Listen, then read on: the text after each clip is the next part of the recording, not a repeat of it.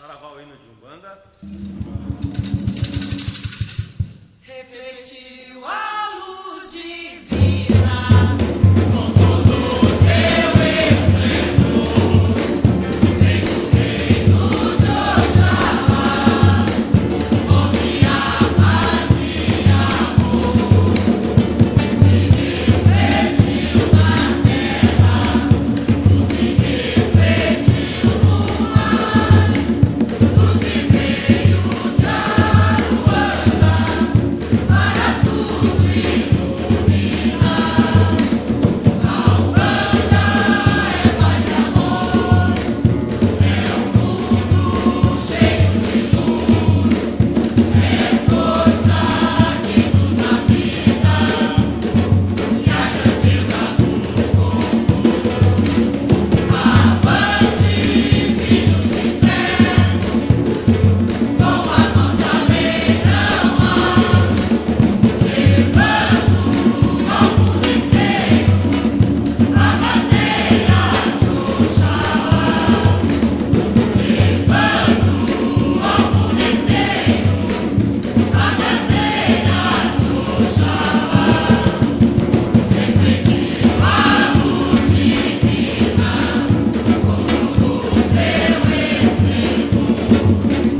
Vem do reino de Oxalá, onde há paz e amor. Luz que refletiu na terra. Bem-vindos, irmãos e irmãs em Oxalá, ao nosso programa Papo de Terreiro, uma mesa redonda sobre amor e espiritualidade. Aqui quem vos fala é Michel, médium umbandista de Campo Grande, Mato Grosso do Sul. Estou aqui com Xisto Júnior e o sacerdote de Umbanda, Ramon Turbaliterno. Bom dia, pessoal. Bom dia, Michel. Bom dia, Xisto. Bom dia a todos, sejam todos muito bem-vindos. Se vocês estiverem nos escutando à noite, boa noite também. Ok. Amigos, o nosso programa de hoje se pauta em Allan Kardec e a codificação do Espiritismo. Primeiramente, eu gostaria de abordar o contexto histórico do qual a codificação foi envolvida.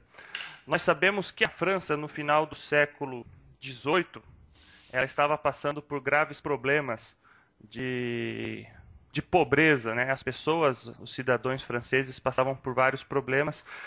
E a revolta dos cidadãos franceses culminou com a Revolução Francesa, onde então a monarquia foi deposta e uma democracia foi colocada no seu lugar. O lema da Revolução Francesa era liberdade, igualdade e fraternidade. Nós sabemos que a Revolução Francesa ela não conseguiu implementar esses temas de cara. Então, em 1795, toma o poder Napoleão Bonaparte. Ele foi indicado pela população francesa e nós sabemos que Napoleão era um general francês e que depois ele tentou expandir o seu império e deu no que deu, né? Não conseguiu. Em 1804, nasce Allan Kardec, Hippolyte Léon Denisard Rivel. Ele viveu 65 anos. Né? No início de sua vida, ele tinha uma família de orientação católica, como a maioria das pessoas, a maioria das famílias francesas, né? Na Europa como um todo, tirando a Inglaterra, que realmente era um país protestante mesmo, os demais países, em sua maioria, tinham essa orientação católica. Ele, na sua juventude, ele fez os seus estudos na Suíça, na academia, na escola de Pestalozzi, que era extremamente famosa na Europa. Em 1832, ele se casou com Amélie Gabrielle Boudet, que se tornou um pilar na vida dele. Que no final da vida dele, quando ele comenta a codificação, ele fala que a esposa dele em momento nenhum deixou ele, né? E nós temos ideia do quanto ele foi atacado não só pelos homens, quanto pela espiritualidade, pelo processo de codificação do espiritismo. Como pedagogo, professor, ele lutou para democratizar o ensino público. Ele lecionava gratuitamente cursos de química, física, anatomia comparada, astronomia, entre outros. Então ele pegava os pobres na rua e lecionava para eles, muito antes dele ter a missão dele de codificação do espiritismo. Ele publicou diversas obras sobre educação, escreveu diversos livros sobre educação. Em 1854, com 50 anos, ele ouve falar pela primeira vez do fenômeno das mesas girantes, né?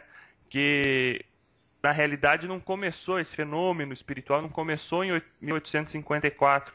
Em 1848, nos Estados Unidos, as irmãs Fox, elas estabeleciam uma comunicação espiritual. Eram 3 irmãs médiums que diziam possibilitar os espíritos a se manifestarem através de batidas, tipologia. E depois disso, elas ficaram famosas, esse fenômeno se estendeu aí também pela Europa, e em 1854, Allan Kardec teve acesso, então, pela primeira vez aos fenômenos das mesas girantes. Ramon, você poderia falar sobre um pouco mais sobre isso para nós? Posso sim.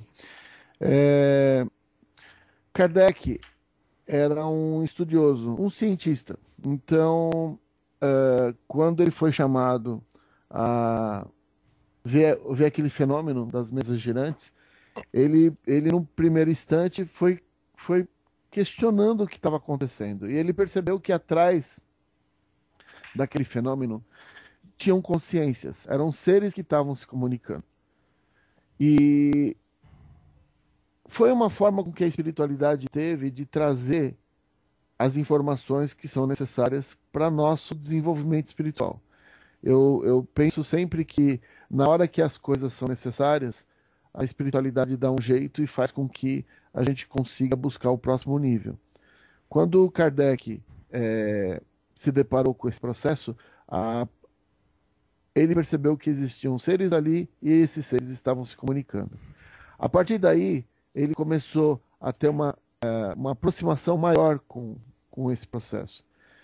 E até o ponto onde ele mesmo foi avisado da missão dele. A gente hoje trabalha com Kardec como se a coisa já estivesse toda pronta, que ele já soubesse tudo o que teria acontecer e aí ele fez a codificação. Mas o que a maioria das pessoas não imagina é que num determinado momento a mensagem veio para o próprio Kardec, tá? Essa mensagem foi descrita nas obras póstumas. Obras póstumas é o último livro que Kardec fez, só que o Kardec já estava desencarnado nessa época. Então as próprias mesas girantes fizeram com que Kardec percebesse a missão que ele tinha de trazer as informações para o mais alto, tá? E o que leva a gente a pensar o seguinte, o Kardec não sabia a missão que ele tinha, e a coragem que ele teve para, a partir de um momento de uma comunicação da espiritualidade, dizendo que ele tinha uma missão, dele assumir essa missão. É muito interessante a gente perceber que o começo de qualquer missão é complicado, porque a gente não sabe até onde as coisas vão. E o Kardec teve todo esse problema. Hoje é fácil. Hoje você vai lá, pega o livro dos espíritos, livro dos médiuns, e tem base para uma série de coisas. Na época do Kardec, não era bem assim. Inclusive, ele teve que criar uma técnica para poder dar veracidade naquilo que estava recebendo. Como ele poderia crivar coisas que eram avançadas para a época, sabendo que ele não sabia sobre o assunto. Então, a gente tem que imaginar o seguinte, foi uma pauleira. Você ter nas mãos o nível de informação que o Kardec estava tendo e não ter com quem validar, era complicado. Então, o procedimento que o Kardec fez, depois das mesas girantes, porque a coisa teve que se evoluir, né? As mesas girantes, você tem que imaginar que é usado o ectoplasma dos médiuns para que as mesas dê as pancadas.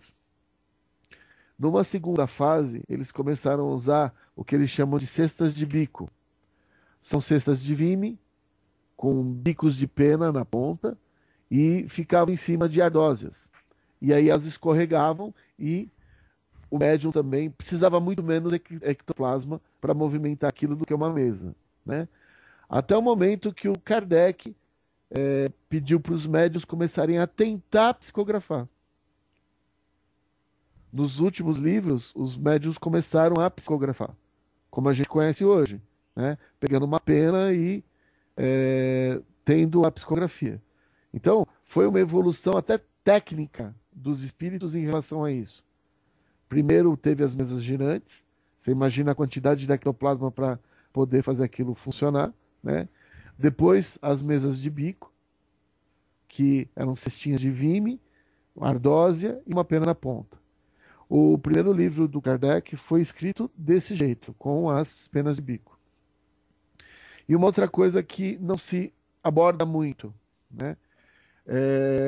O Kardec, ele mandava pergunta, como todas as pessoas sabem, mandava pergunta para vários médiuns, esses médiuns respondiam, voltavam essas perguntas, ele avaliava as respostas e aquelas que eram coerentes e estavam dentro de um certo contexto, permaneciam. Aquelas que iam contra o que a maioria falava, eram descartadas.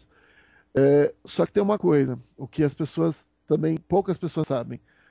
No começo, houve duas médiuns que foram muito importantes para o Kardec.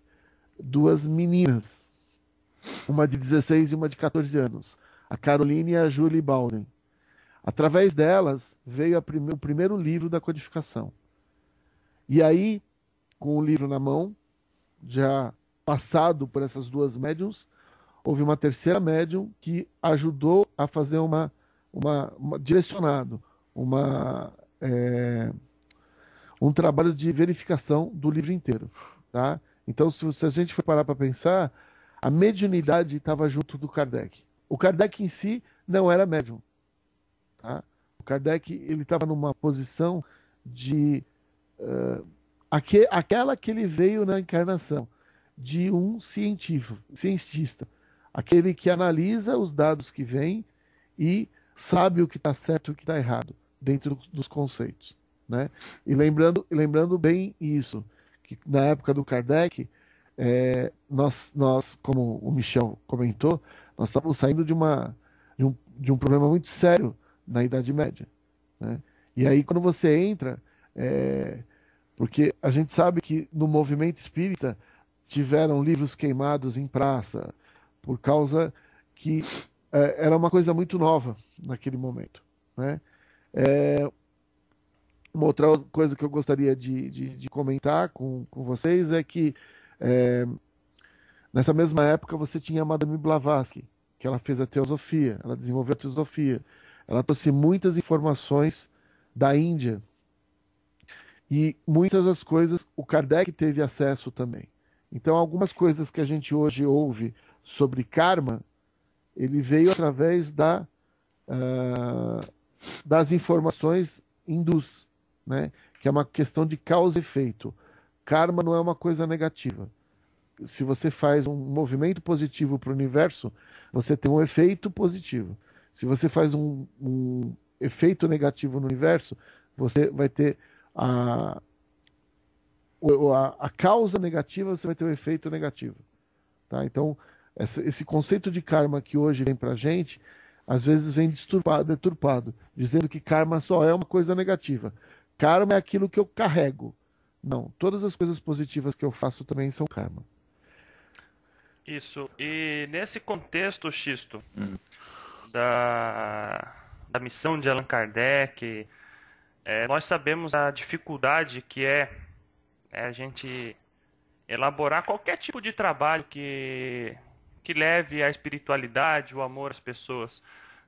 Você poderia explanar um pouco para nós, Xisto, sobre a questão, né, da dificuldade que Allan Kardec teve, como foi difícil para ele, que nem o Ramon acabou de falar, né? Não tinha como provar cientificamente tudo aquilo, e mesmo assim ele levou isso para frente, a codificação do espiritismo.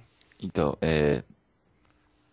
Eu tava estudando, não sou especialista, né? Eu tava estudando sobre Kardec essa semana, e aí eu li uma frase dele aqui que é bem legal, que ele fala o seguinte, que ele também não acreditava que uma mesa pudesse fazer o que fazia e que tudo aquilo tava, que ele tava tendo acesso a tudo aquilo. Isso não era comum para ele. Ele não tinha esse desprendimento de olhar para uma mesa e ela se movimentar e ele achar que era um espírito. Aí tem uma frase dele que ele diz assim: Eu crerei quando vir. E quando conseguirem provar-me que uma mesa dispõe de cérebro e nervos e que pode se tornar sonâmbula, até que isso se dê, dei-me a permissão de não enxergar nisto mais do que um conto para provocar sono. Então quer dizer que ele quando ele diz isso, ele diz o seguinte, ó, eu tô aqui para estudar. Então, e para analisar os fatos, né? Então vocês façam o seguinte, vocês façam o trabalho de vocês que eu faço o meu. Não sei se vocês concordam, É né? isso mesmo, Xisto. É isso mesmo, Xisto. Então Ele ele era cético, né? ele tinha Realmente uma, cético. não, ele tinha uma descrença. A descrença inicial dele é o que conseguiu com que ele levasse o trabalho até o fim.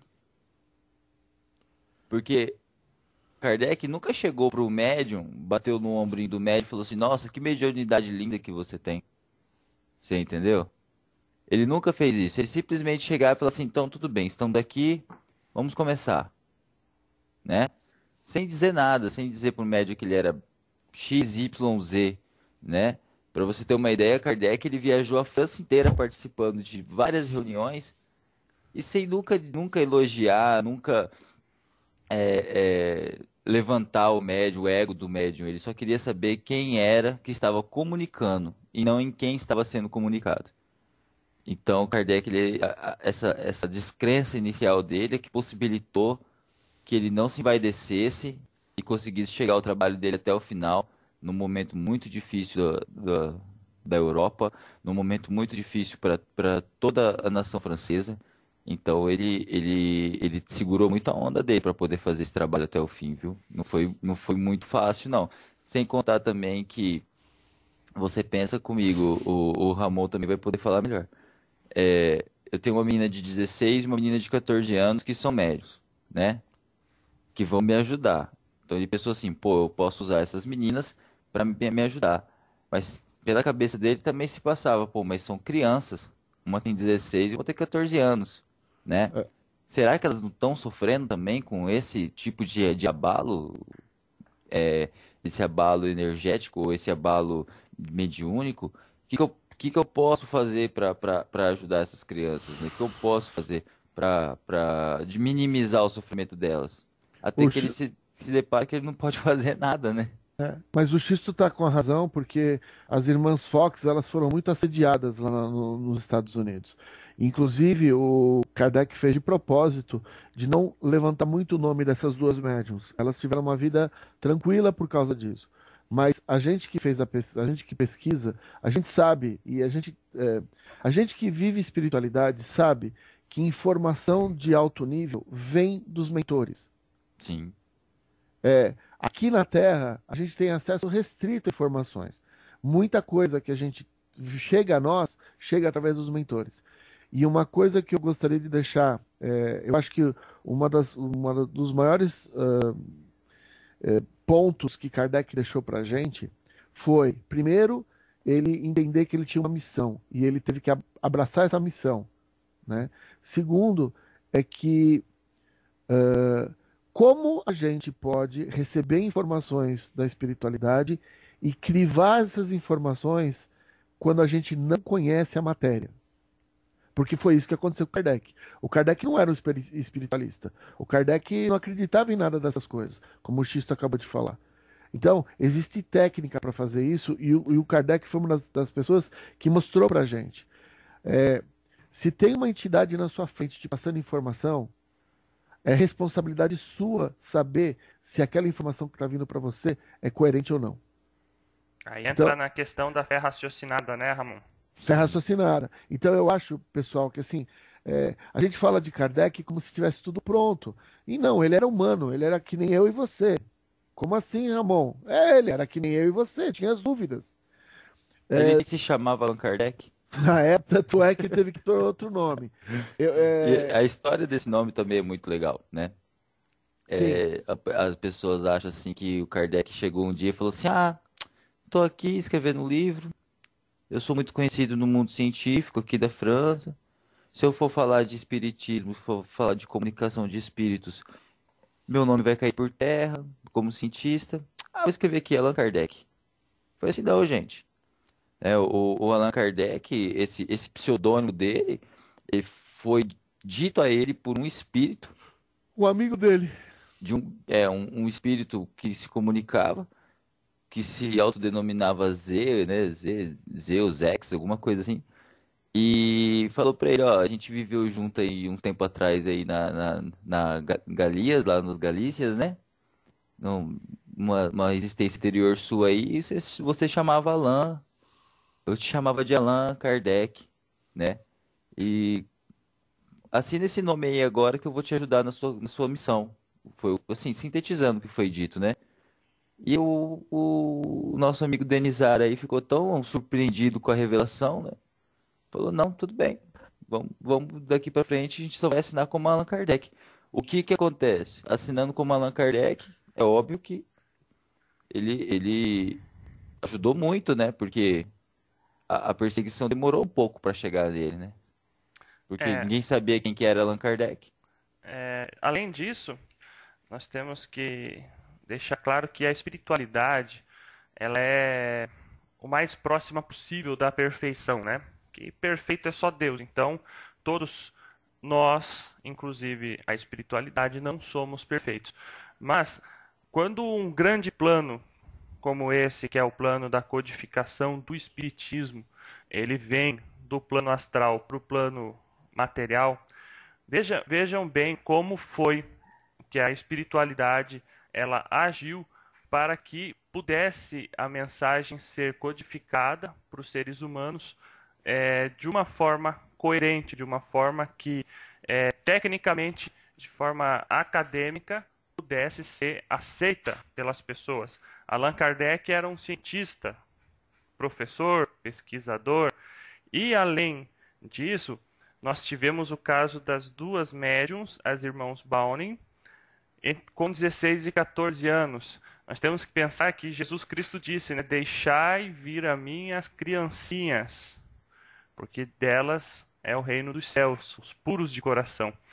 Essas adolescentes com 16 e 14 anos, elas tinham muito menos influência da sociedade na sua personalidade. Então, provavelmente, a comunicação astral ela vinha mais pura, mais cristalina através da mediunidade delas. O que você acha disso, Ramon?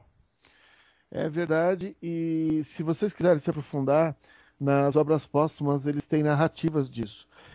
O Kardec comenta que enquanto as meninas estavam com as mesas, com as Cestas. cestas de bico, elas falavam amenidades, elas contavam o dia delas. Enquanto elas estavam ali contando o dia delas para o Kardec, a mesa de bico estava trabalhando e trazendo informação de alto nível técnico espiritual. E aí que está a condição do Kardec perceber que as meninas não tinham condição de simular isso. Tá? Então, a gente tem que entender uma coisa, pessoal. Conosco mesmo acontece. Várias pessoas chegam para mim e perguntam assim, mas como é que eu sei que aquela pessoa, aquela entidade que está atendendo, ela está falando a verdade? Primeira coisa que você tem que imaginar. Você tem que crivar o que vem para você. Mas, Ramon, eu estou passando por um problema sério e mesmo assim eu preciso crivar? É aí que você precisa crivar mais. As pessoas acham que nós temos que ter discernimento. Então, o momento que o Kardec teve foi pegar uma coisa de alto nível espiritual e ele teve que crivar aquilo de alguma forma. Tá? E o que aconteceu foi que quem crivou o primeiro livro foi a própria espiritualidade, porque ele que fez a própria revisão. As duas meninas Bowen, de 14 e 16 anos, ajudaram a escrever e mais tarde uma segunda médium ajudou a fazer a revisão do livro. Isso tudo está escrito no Obras Póstumas, tá?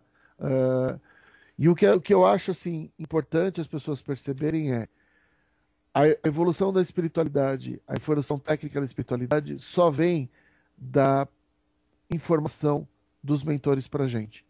Aqui nós somos podados. Nós temos a carne que não nos deixa ir muito além. Em outras palavras, naquela época precisou de mesas girantes para chamar a atenção do Kardec, precisou das mesas das cestas de bico, e só assim que saiu a codificação. Hoje em dia, nós tivemos Chico Xavier para escrever os livros. Hoje em dia nós temos aí também infelizmente, alguns pseudo-senhores do mundo espiritual encarnados que ditam as regras de baixo para cima, quando na realidade nós sabemos que qualquer religião que envolva o mundo espiritual, as ordens, as determinações vêm justamente ao contrário, vêm de cima para baixo, vêm através do mundo espiritual para cá. Com Kardec não foi diferente. Kardec recebeu orientação dos espíritos de como proceder. Não foi ele que inventou tudo isso que está escrito. Ele recebeu orientação, que nem o Ramon acabou de falar. Houve as duas irmãs, as jovens, ingênuas, podemos dizer assim que elas tinham mais pureza no sentimento delas, que traziam as informações, e depois houve outra médium que ajudou ele a finalizar os trabalhos dele. Não foi ele que resolveu simplesmente digitar como que iria acontecer tudo. Ele apenas transformou tecnicamente as informações que ele recebeu em algo que a gente possa dizer acessível, tecnicamente correto aqui no nosso planeta. Eu gostaria de ler uma passagem aqui só para as pessoas entenderem como o processo foi feito, tá? Olha só. O Kardec, ele criou o diálogo socrático para desenvolvimento das pesquisas dele com os espíritos. E a ideia é assim, ó. Primeiro, o grau da ignorância ou de saber dos espíritos ao qual nós dirigimos. Segundo, o embuste dos espíritos inferiores que podem, por malícia, ignorância ou malevolência, tomando o nome de empréstimo, dizer coisas contrárias a que, na realidade, é verdade. Terceiro, as falhas pessoais do médium, que podem influir sobre as comunicações. Pessoal, nós estamos falando de Kardec. O Kardec questionava todo o processo. Ele entendia que tinha uma inteligência ali atrás. Mas o que aquela inteligência passava de informação para ele é responsabilidade dele questionar. E é isso que eu acho que está faltando hoje em dia. Muita gente fala muita coisa. Mas como é que eu vou... Mas, Ramon, o pessoal está falando que vão vir naves de Aldebaran para levar a gente embora daqui. Para um pouco para raciocinar. Quer dizer, a Terra vai ficar para trás. Quer dizer, só que tiver a carteirinha de Aldebaran vai conseguir pegar esse voo. Pessoal, o pessoal, o passe é caro, viu?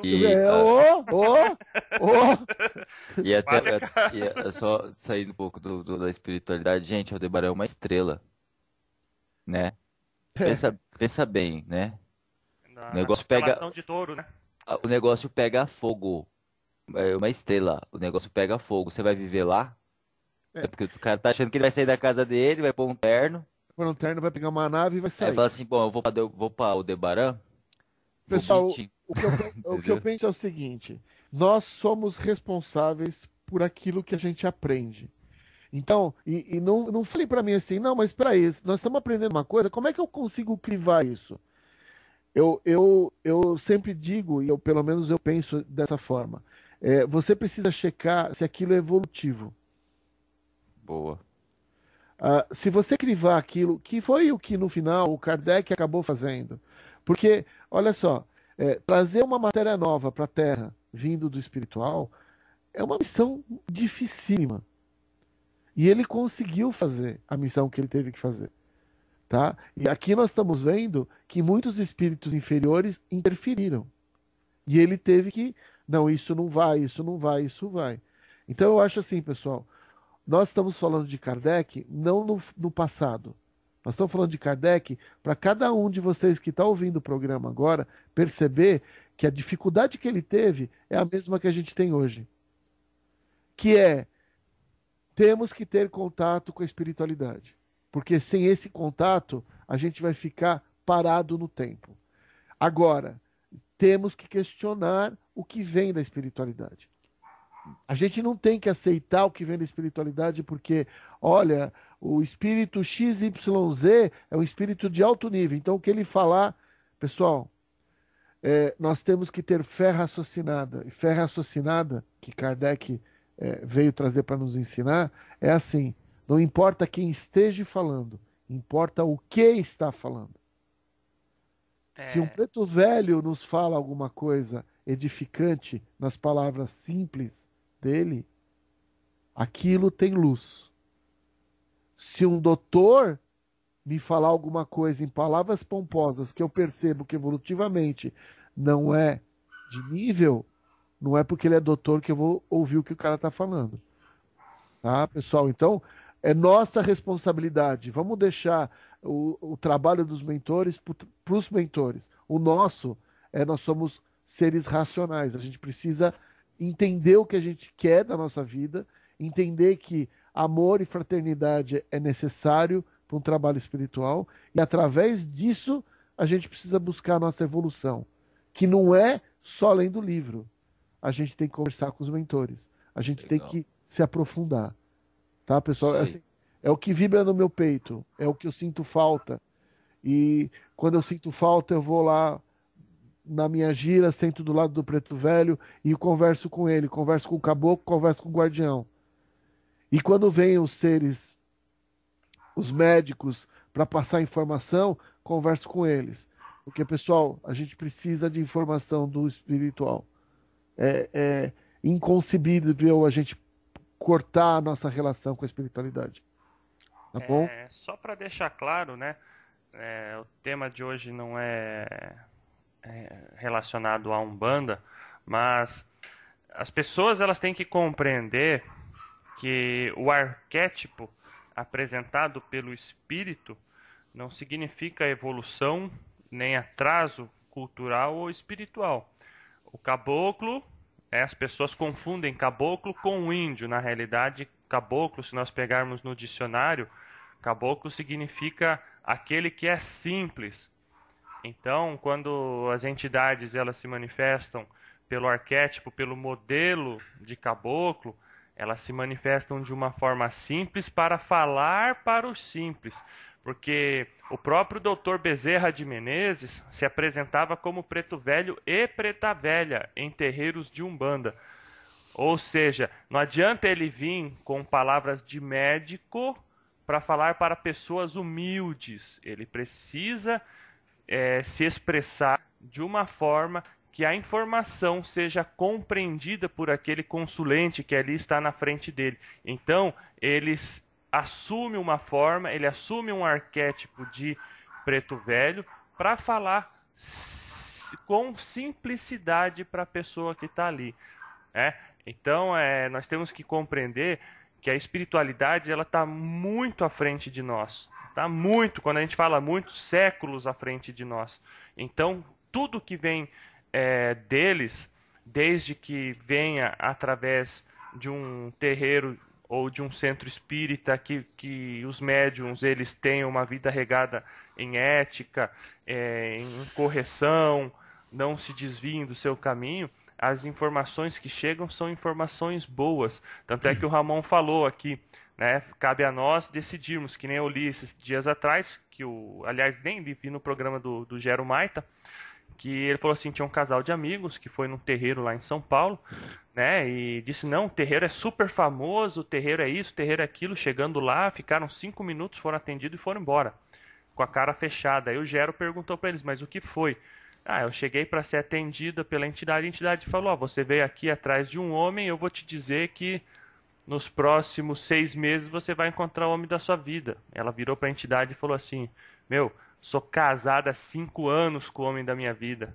E o cara tava do lado dela, o marido. Tava do lado dela. Mas sabe o então, que é isso aí? Complicado. Esse aí é o famoso caboclo iê-iê. Que é isso, Xisto? Esse é o caboclo iê-iê. Sabe o iê-iê, né? Ele fala assim, não, a mulher é casada. Aí ela chega lá, aí ele fala assim, só pra descontrair um pouco, né? Aí ela chega e fala assim, não, caboclo, mas eu sou casada. Ele fala, ha! Yeah, yeah! Pegadinha do Pegadinha do malandro. malandro. Isso acontece demais, gente. Infelizmente a gente tem que separar médiums que têm consciência do trabalho espiritual que fazem daqueles médiums que vão ali por outra razão. O que eu queria completar, não o que o Xisto falou, porque aí eu não consigo, eu não sou tão engraçado assim, mas eu gostaria de completar o que o Michel falou. É, as pessoas, eu bato na tecla, nós precisamos estudar É com a verdade. espiritualidade. E eu vou dizer o motivo. O Michel acabou de falar que a espiritualidade está avançada. Só para vocês terem uma noção, eles fazem uma medição. O pessoal que trabalha fora da luz, os filhos do caos, eles tecnologicamente estão 50 anos à nossa frente. Eu estou dizendo que os obsessores, os magos negros, aqueles que a gente tem que enfrentar nos grupos de apometria, nos nossos centros de Umbanda e nos nossos centros espíritas, eles estão 50 anos à nossa frente. Só isso. Você imagina quem tá na luz, né? Não, então, mas eu não cheguei lá, mas é assim, eles estão 50 anos à nossa frente. Isso quer dizer que nós temos que andar atrás, buscar. Graças a Deus, que a luz está há 500 anos à nossa frente. É. Então a luz sempre está mais na frente. Só que por isso que eu digo, não adianta a gente pegar um livro de 200 anos atrás, falando sobre uma matéria, quando que hoje nós temos. Ontem eu estava dando uma palestra e a pessoa perguntou, a pessoa está num centro kardecista, um centro espírita, nos Estados Unidos, e ela está preocupada. Ramon, como é que eu detecto aparelho que foi colocado em mim por mago negro? Mas, Ramon, aparelho não está na codificação. Eu sei, e os caras estão usando. E o que a gente faz? Vai dizer que não dá? Um passe não vai tirar esse aparelho. Esse aparelho, ele é colocado dentro do duplo etérico da pessoa. Então, a gente precisa começar a enxergar que a nossa responsabilidade é sermos instrumentos de Deus, do universo. E a gente precisa ir buscar e precisa estudar com fé raciocinada. Com Tá? certeza. Só queria fazer um adendo aí também, gente. Vamos prestar atenção. Essas duas crianças que ajudaram Kardec, elas não tiveram, antes de Kardec aparecer na vida delas, nenhum objeto de estudo, tá? Elas não tiveram nenhum objeto de estudo sobre espiritualidade. Então, é uma mediunidade pura, uma mediunidade coesa, que chamou a atenção de Kardec. Kardec não procurou essas meninas por indicação, ele procurou porque ele sabia quem eram elas. E a obra de Kardec, ela é tão real que até hoje ela se faz atual. Se fosse uma brincadeira, uma palhaçada dele, ela seria atual para a época. Mas como é uma realidade, a codificação espírita é uma realidade, ela se faz atual até hoje, porque ela foi codificada para todos os tempos. Então, a gente tem que prestar atenção nesses fatos também, tá? Porque a gente tem muito livro aí, muita obra aí, igual o Ramon falou, de 200, 300 anos atrás, que eram atuais para a época que foram escritas. A codificação de Kardec, desde o Livro dos Espíritos até a Gênese, elas são atuais até hoje, tá? Então isso faz dela uma obra, uma codificação de algo real. Na realidade, determina, né, através dos livros dos espíritos, o livro dos médiuns, né, a Gênese, o Evangelho segundo o Espiritismo, eles determinam o que é a doutrina espírita. Então, para as pessoas compreenderem, né, aquilo ali fundamenta, aquilo dá base. Então, se daqui 300 anos nós tivermos centros espíritas ainda no planeta, Eles terão que pautar, terão que seguir uma base que foi trazida em terra por Allan Kardec. E só para complementar o que o Xisto falou, o Allan Kardec ele tinha fé raciocinada. O que que fez ele, o que que levou ele a buscar tanto essas jovens irmãs? Foi a qualidade da mensagem que é passada por elas. Justamente por ter uma mediunidade cristalina, por ter uma mediunidade mais pura, sem influência, sem haver aquele monte de pessoas que se aproxima dela, que faz com que o orgulho, o ego se inflem. No caso delas foi ao contrário. Então, quanto mais pura, melhor a mensagem que vem através da mediunidade, né?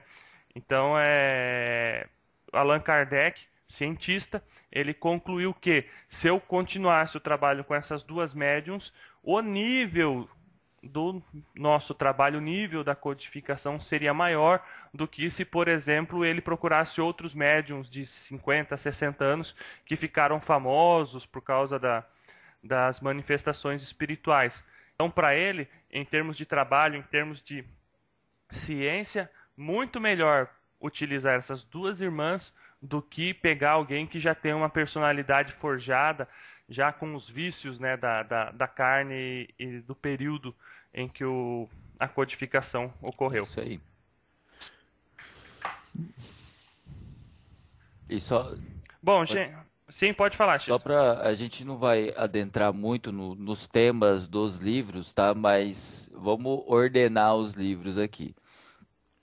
A gente tem aí o Livro dos Espíritos, 1857, né? A gente tem Livro dos Médiuns, 1861, Evangelho segundo o Espiritismo, de 1864, O Céu e o Inferno, de 65, e a Gênesis, em 68, tá? E as obras póstumas de 1890. Cada livro desse se sobrepõe ao outro na questão de linha de tempo, né? De continuidade, tá? Então, é legal, o Livro dos Espíritos é legal, o Livro dos Médiuns é legal, mas você tem que trabalhar isso dentro de você. Não adianta você... não é igual ler um gibi, entendeu, gente? Tem que ler uma página, ler um capítulo, ler um trecho e interiorizar aquilo. Não adianta ler por ler, né? Para falar que estar lendo. Ah, eu tô lendo o Livro dos Espíritos aqui, né? Vou ler o Livro dos Espíritos essa semana. Se você não interiorizar essa informação que você está recebendo, é mais do mesmo. Então, tudo que você for ler sobre a codificação tem que ser interiorizado para que possa gerar alguma coisa de benefício para a gente, para a própria pessoa e para os que rodeiam, tá bom, pessoal? Essa é uma dica. Fica a dica. Uma vez eu vi uma entrevista do pai Rubens Sarraceni e ele falava justamente sobre isso, que ele achava inconcebível nos tempos atuais médiums de Umbanda que sequer tivessem lido o Livro dos Espíritos e o Livro dos Médiuns. Eu acho que o Livro dos Espíritos e o Livro dos Médiuns é a base de qualquer religião espiritual que nós Sim. temos. Então, se você está descobrindo sua mediunidade agora, irmão, você que está nos ouvindo, aí no outro lado, está descobrindo a sua mediunidade e possui dúvidas, é barato. Compre o Livro dos Médiuns, compre o Livro dos Espíritos e muitas das suas dúvidas serão Com sanadas ali. certeza. E o Evangelho segundo o Espiritismo, pessoal, eu aconselho, né? Porque eu leio muito o Evangelho segundo o Espiritismo, eu acho um livro muito bacana. Só que não é um livro para se ler folha a folha, né? Porque você não vai achar o que você quer lendo folha a folha, né? Eu gosto de ler ele assim. Faço uma oração, peço a Deus e aos meus mentores que daquele livro eu extraia uma mensagem de aprimoramento. E aí eu abro na página que vier. Eu gosto de ler o Evangelho segundo o Espiritismo assim, né? Eu gosto, é uma particularidade minha. Não sei se os irmãos concordam ou se os irmãos fazem o mesmo. Mas eu faço assim e eu dou a dica que é muito legal também fazer dessa forma. Faz oração e pede e abre na página que vier. Ali vai estar uma mensagem edificante para você.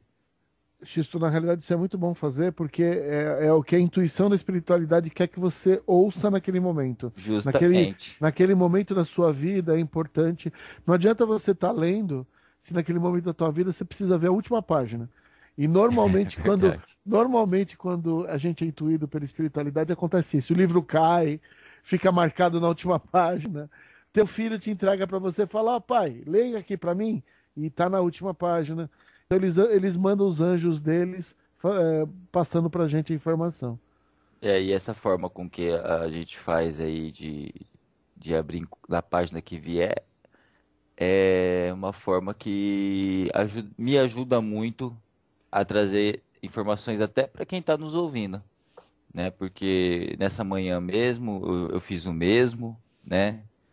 E recebi informações e é assim que a gente trabalha, né? Então a dica é essa, né? Leiam o livro dos Espíritos, o livro dos Médiuns e, se puderem, o Evangelho segundo o Espiritismo. Agora, quando você estiver num nível mais avançado, assim, de espiritualidade, quando você estiver mais espiritualizado, aí você lê a Gênese, o Céu e o Inferno, né? Que é uma leitura mais complicadinha. Mas, a princípio, vamos ler o livro dos Espíritos, o livro dos Médiuns e o Evangelho segundo o Espiritismo, que é bem bacana. Para quem está ouvindo a gente agora, é bom as pessoas perceberem o seguinte: nós três somos de vertentes diferentes, só que a gente está trabalhando com uma coisa só, que é passar informação para as pessoas. E o que é bom, a gente tem que dividir. E esses livros que nós estamos falando agora são livros da codificação espírita. Mas qualquer médium de Umbanda, qualquer médium de qualquer outra linha, vai agregar muito ao seu desenvolvimento mediúnico a leitura. Porque vai fazer com que a pessoa. Muitas das perguntas, que nem o Xisto falou, muitas das coisas e perguntas que são feitas estão lá respondidas. Então, o que a gente pleiteia é que Deus está em tudo. E a gente tem que pegar as coisas boas. E se o médium no Umbanda virar para mim e falar assim, não, mas espera aí, eu não vou ler o livro dos Espíritos, porque não é da Umbanda. Eu vou falar para ele, olha, qualquer coisa que vem da luz, eu vou me apegar. Não é porque uma coisa não está dentro da minha linha filosófica que eu não possa ler e nem possa aprender. Então a gente tem que ter a cabeça aberta com a espiritualidade. Assim como os nossos mentores. Com Todos eles têm certeza. várias linhas e nem por causa disso eles falam, eu vou te atender porque eu sou chinês, então vou só atender o chinês. Não é assim que funciona no astral. É verdade. Isso é uma grande verdade. Eu sou um bandista, médium de Umbanda criado em casa espírita.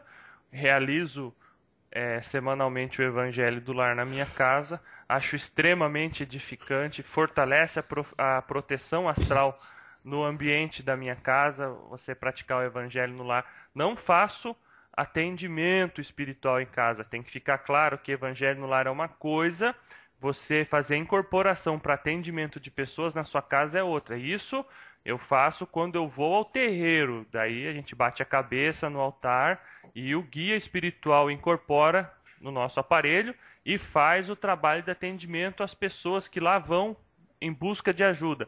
Na nossa casa nós fazemos apenas o Evangelho no lar. Nós sabemos que existem pessoas que gostam de, além do Evangelho do lar, fazer no caso, desenvolvimento mediúnico ou até mesmo atendimento de vizinhos e pessoas externas à casa, o que na nossa concepção não é bom, tendo em vista que em nossa casa nós não possuímos a devida estrutura energética, proteção através de uso de elementos, de assentamentos e outros para esse tipo de trabalho. Mas o Evangelho no lar em casa é extremamente edificante e útil. Bem legal. Um detalhe simples é assim, a gente ouve falar da questão de não incorporar em casa, nem na rua, a gente tem que deixar claro que incorporação é uma coisa delicada e precisa ser feita em lugares apropriados. Ou dentro de um centro espírita, ou dentro de uma casa de umbanda, onde você tem todas as proteções já definidas da própria casa. Se acontece isso de forma desequilibrada, ela vai prejudicar o médium e as pessoas que estão em volta. Não é uma questão de, não, você não gosta de incorporação. Não é isso. Existem lugares e momentos para se fazer isso. Inclusive para não ter problema da questão do animismo, né? Então é bom a gente ficar claro que o que a gente está querendo fazer aqui é só ajudar as pessoas a entenderem.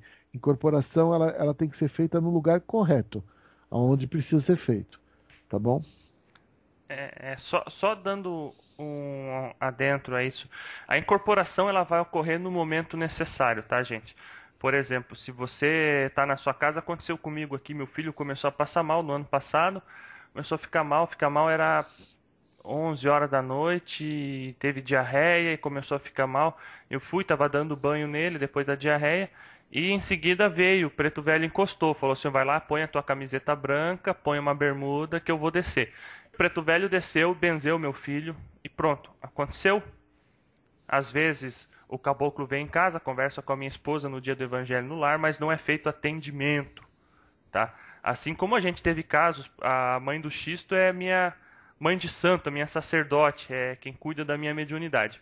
E ela uma vez trabalhou com o seu beira-mar dentro do hospital, do banheiro do hospital. Então, vai ocorrer, sim, se houver a necessidade, o guia espiritual ele vai descer. O que a gente não pode fazer é estipular quando ele vai descer. Não, eu incorporo em qualquer lugar. Não. A gente não incorpora Mas é em bom, qualquer lugar. avisar o pessoal, que você está falando de pessoas que estão se desenvolvendo, são pessoas que já Sim. têm equilíbrio mediúnico. O meu comentário está vinculado com pessoas que estão começando no desenvolvimento mediúnico. E essas pessoas que estão começando no desenvolvimento mediúnico, pessoal, vocês têm que ter lugar para fazer, porque vocês precisam, é um treinamento. E por Depois questão que de você- segurança também, né, Ramon? Então, Porque só que Sim. assim, eu concordo com o Michel. Existem momentos de médiuns desenvolvidos que existe a necessidade no local. Eu também já incorporei dentro de hospital pela necessidade. Só que assim, o médium que está em desenvolvimento, ele é muito mais aberto a receber influências negativas externas de alguém encostar nele e falar, eu sou o seu caboclo. E não é coisa nenhuma. é verdade. Isso Então- aí ocorre com muita frequência. Com muita frequência. Então, quando eu digo que não é para incorporar dentro de casa, ter lugar, eu estou falando com os médios começo de carreira. O pessoal do meio para o final já tem responsabilidade suficiente para saber se é o lugar ou não. Porque também precisa ser questionado, né? É isso aí. Precisa ser questionado. Mas beleza. Só para deixar alerta para os novatos, para quem está começando agora. Então vamos, considerações finais, irmãos? Vamos nessa. Ficou Quem como- começa? Pode começar você, Então Xistovski. tá, é isso aí, pessoal. A gente tá aí com esse primeiro programa, vai ser vinculado aí para vocês. A gente tá com muita esperança que essa nossa proposta leve informação, leve bons pensamentos para vocês poderem trabalhar, tá? Espero que vocês continuem conosco, não desistam da gente, que a gente não desiste de vocês. E só para descontrair na parte final, cuidado com o caboclo. Tá bom, pessoal? Fica a dica aí. Questionem e questionem, senão o caboclo vai pegar vocês, tá bom? Fiquem com Deus. Eu quero agradecer aos dois irmãos de luz que estão fazendo o trabalho junto comigo de levar luz para as pessoas, levar conhecimento. O nosso objetivo aqui realmente é um papo de terreiro, é poder, de forma de conversar, poder levar mais informação. Nós estamos abertos para receber temas de programas, então vai estar vinculado isso no YouTube. Vocês deixem, por favor, perguntas, temas que vocês gostariam que a gente comentasse, porque aqui do nosso lado nós vamos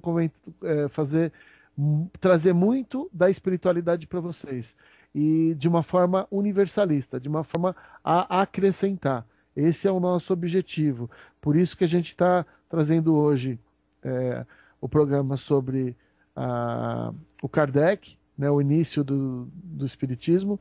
No próximo a gente vai falar sobre a Umbanda, o Zélio, E eu gostaria de convidá-los a participar com a gente, trazendo questões, perguntas e também assistindo a gente, ouvindo a gente, tá bom?